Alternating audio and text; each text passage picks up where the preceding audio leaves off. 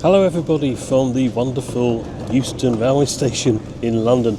I've just been doing a bit of filming down here for the last couple of days, and now it's time to head home on the train all the way back to Shrewsbury. Now, how much do you reckon I paid for this fare? Would you believe me if I told you that it was less than £7 British? Yes, that's true. Do you want to know how I did it and how I got it for that kind of price? Come with me, we'll head down to the platform. We get on the train, it's the 11:46 service, and I'll see you on board. Yes, the wonderful Euston railway station, where in September 2023 the Office of Rail and Road issued Network Rail with an improvement notice in relation to their failure to implement measures to tackle overcrowding. This is probably why they put a few tables and departure boards outside, which is, it's fine on a day like this, isn't it? But when it's raining, well, need I say more? And although it wasn't too crowded today, the main concourse inside can be uncomfortably busy, especially when there are disruptions to service, as there frequently are on the West Coast main line. In October 2024, the government asked Network Rail again to declutter the main concourse and improve how they handle train announcements. And I think this is probably the main reason why that ridiculous idea of the giant advertising screen has now thankfully reverted back to a proper departure board. I mean, Euston, it's a principal railway station used by 36 million passengers in 2023-24, and people need to see which train they're on, when it departs, and which platform it's going from because, well, in my opinion anyway, passengers should come first, not advertising revenue. I made my way down to platform 3 where my train was waiting, a London Northwestern Railway Class 350 electric multiple unit. That would take me all the way up to Crewe. The timetable to arrive there at 13:54. We will be calling at Milton Keynes Central, Rugby, Nuneaton, Atherstone, Tamworth, Lichfield Trent Valley, Rugeley Trent Valley and Stafford along the way. Total journey time 2 hours and 8 minutes. Seating was a mixture of table and airline style in a 2-2 configuration. I chose a table seat on the right hand side facing forward, and we escaped the gloom of Euston on time at exactly 11:46. A good start.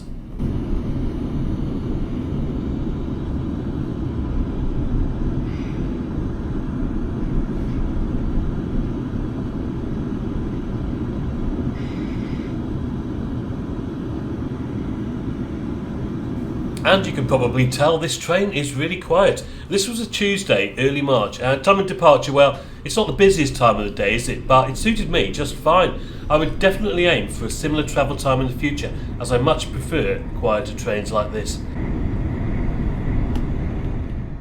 And we passed the Alstom train maintenance depot at Euston, where the engine sheds are obscured slightly by a couple of London Overground trains basking in the sun. And then we speed past Watford Junction, leaving the capital behind us.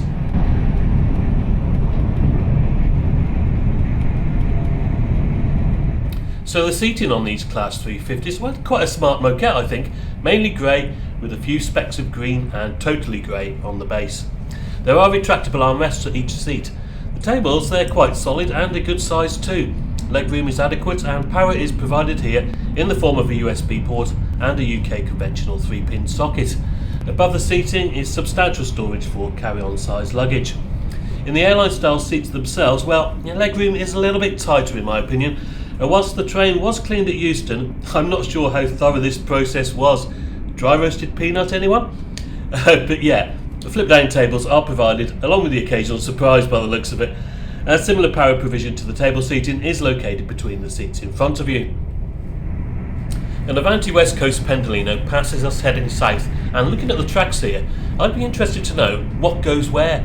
In other words, I guess there are fast lines for the likes of these Pendolinos, and slower lines for freight traffic and local services.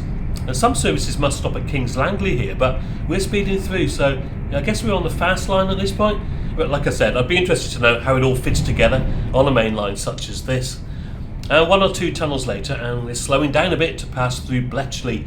Another Pendolino speeds past, and just after the station, before the sidings here, we can just about see the track leading off towards Bedford, the 16.5 mile Marston Vale line.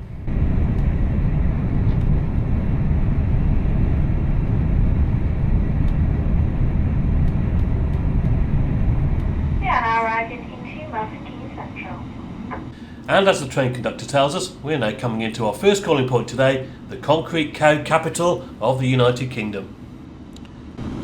Right guys, well, first stop for this train, Milton Keynes Central. We were due to arrive at 12:18. No, it's 12:19 now. So yeah, we're there or thereabouts, aren't we? There's a few people waiting to get on by the looks of it. Oh, it's a lovely day there, isn't it? There's a pendulino over there on platform, whatever it is. And yeah, a very lightly loaded train. I'm enjoying the ride so far.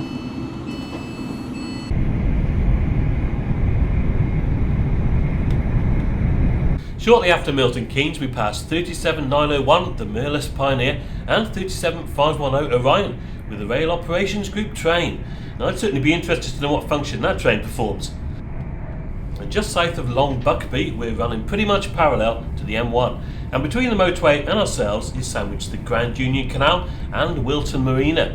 I always find this part of the journey historically really interesting, as you can visually understand how transport systems have progressed through the centuries with canals, railways and the motorway. And although it's just out of shot, over to our left is Thomas Telford's A5 London to Holyhead Road, constructed between 1815 and 1826, and that itself, for many parts, followed the old Roman road between London and Chester, known as Watling Street. It's fascinating really, isn't it, to imagine how much this area must have changed through time. Anyway, Rugby next, where we have a driver change. We're on time at 12:41, and after leaving the station, we head towards the Trent Valley line at the predictably named Trent Valley Junction, and that sees us passing underneath the Rugby to Birmingham line. And this must come as a relief to anyone heading north, as you miss out all the stops around the major conurbations of Coventry, Birmingham and Wolverhampton, and instead you get to travel through some wonderful countryside and at a much quicker pace. We are now approaching Nuneaton. Change here for services to Coventry, Coleshill, Leicester and the east of England. Yes, Nuneaton, where we ran alongside 67755, a GB rail freight train hauling a load of leased West Coast wagons through the station. And we're then on to Atherstone with its beautiful but disused station building over on platform 2 here. And if you're getting off at Atherstone, make sure you're in the rear half of our 8-carriage train because, as you can see, we're too long for the platforms. There are onboard announcements to this effect, and I think the same applies at Lichfield, Trent Valley and Rugeley Trent Valley, though don't quote me on that, it's just the smaller stations where it's probably applicable. Time to have a look at the onboard toilet. This is the accessible one, but there are smaller toilets on the train too.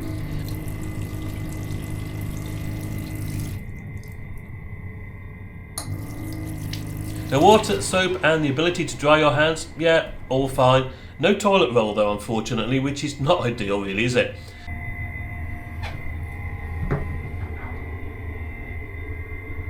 Baby changing facilities were available and clean enough. Could be better, could be worse. Now, Wi-Fi was available on this train, which was okay for some basic functions and simple social media tasks, but it wasn't really suitable for video streaming such as YouTube.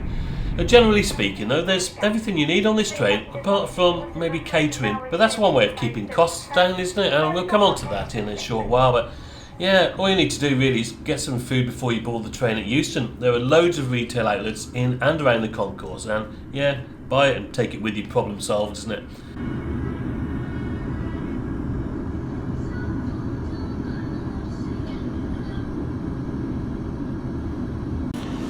Right guys, Stafford, your woman early actually, so making really good time, which is great for me because I have about a 15-minute connection in Crewe to take my Transport for Wales train finally back down to Shrewsbury. So all being well, we've got about another 20 minutes to go, something like that, and yeah, all good. Yeah, 13:54 we were due into Crewe, a total journey time of 2 hours and 8 minutes. I mean, there are faster trains to Crewe. Avanti West Coast will get you there from London in about an hour and a half, but it's going to cost you. Now, I was quite happy on this train really. It was quiet, reasonably clean, spacious and, most importantly, cheap.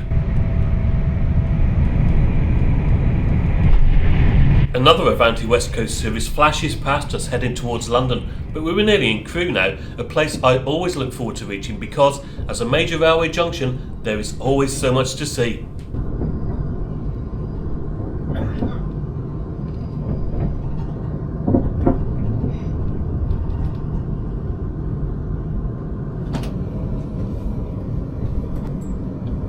And we arrived into one of the bay platforms, platform 7, which is pretty standard for this train and handy for me on this occasion as my connecting train was coming into platform 6, which is literally feet away and thus doesn't require a walk across the bridge, which it would have done if it was coming into platform 5.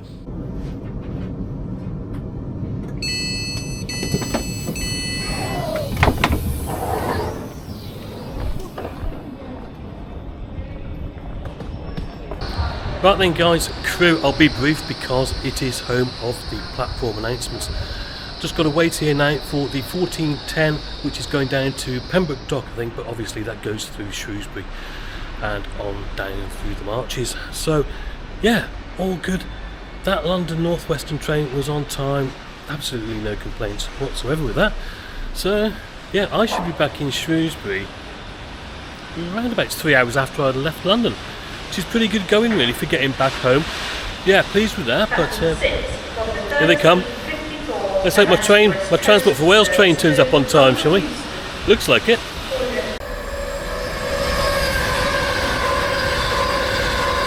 The Pride train sped through the station as I waited for my train, the slightly slower Transport for Wales service between Manchester and Pembroke Dock. And here it was, on time, and I did wonder whether anyone was on it doing the whole route from start to finish, a journey time of 6 hours and 42 minutes. I keep thinking I should try it, but I haven't plucked up enough courage to spend nearly 7 hours on a Class 197 yet. And mind you, they have got this rather nice Standard Plus section now, so yeah, that might make the journey a little bit more bearable. Though how much extra it costs to sit in this part, well, I'm not sure if it's worth it. I think you can upgrade on the train, but if you've done it, please let me know. Anyway, for today I was just making the 35-minute journey down to Shrewsbury, calling it Nantwich here, and then Whitchurch in between.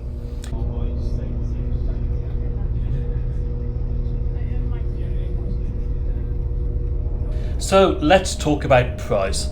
If I told you my whole journey, including this section, cost just 81 pence more than breakfast that I'd had in Costa earlier on, would you say that was value for money? I certainly would. It was an advance single and I paid the grand total of just £6.80 all the way from London.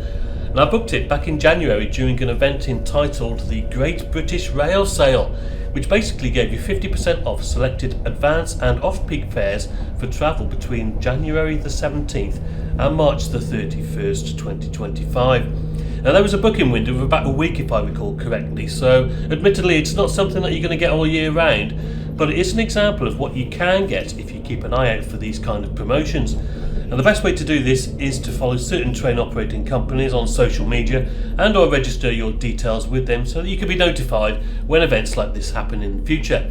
And for comparison, the cheapest fare I could find on the day of my trip, which was a similar time, was £24, and which in itself isn't too bad, I don't think. And if you can book a couple of weeks in advance, it's even cheaper, £13.20 for similar times, albeit that was via Birmingham. But these days, I am a bit of an advocate for coach travel, but when fares are this cheap, you've got to choose the train really, haven't you? Have you done it cheaper, or what's the best bargain you've ever had on a train? And do you have any additional advice in relation to finding cheap fares? As always, do let me know in the comments below.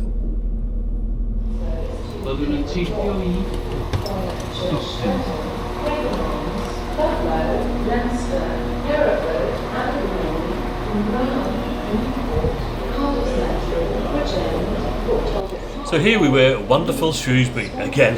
Note there was catering on this train, so yeah, maybe I should do that journey down to Pembroke Dock one day, or Fishguard. Actually no, I'm never going to go to Fishguard again. It was a total disaster last time. I'm sure it would be the next time I go. But come to think of it, every time I attempt to head to that part of the wheel, something goes wrong. Anyway, I wandered into town and I found a suitable spot just outside St Altman's Church where I just took a minute or two to summarise the journey.